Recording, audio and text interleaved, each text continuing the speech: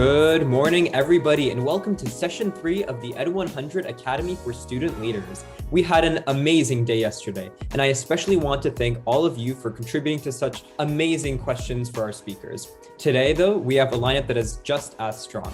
Let's get right to it. As a student leader, you want to lift up ideas that can help improve your school, your district, your community, maybe the state as a whole, but you want to pair those ideas with data and evidence-based solutions. So today we're going to talk about how you can get that information. As many students that struggled in this virtual environment, equal number of students thrived that maybe never would have had a chance to be seen before. And so we're talking to administrators around the country saying, how do I work with my Board of Educations and unions to have the agency to meet those students where they're at as well, so we don't potentially lose them or we don't fail on their behalf.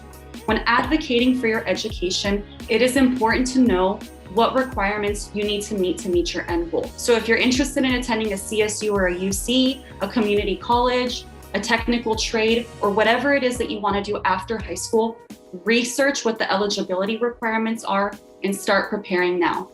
Students and teachers want a renewed sense of the importance of community. As one teacher said, I used to think of community as like a little mini unit I did at the beginning of the year, but now I know it has to be something that we do all year long and that we can't go back to the new normal. We need to think about this coming year as a process of reinventing our schools to be more resilient for future challenges. I came to Oakland in the early 1990s to go to law school at Berkeley. I worked with young people in Oakland, and Oakland was a failing system. We both have seen the power of giving kids control. I mean, it's not just control in the classroom for the time that you're there. It impacts your entire life. You have a sense of empowerment that helps you be a leader. It gives you a sense that you can do it, and also gives you a voice. Sharing your stories and experiences is a very powerful way to advocate for legislation. You don't have to be a policy expert to make an impact. So I want to encourage all of you to reach out to my colleagues in the Assembly and in the State Senate and make your voice heard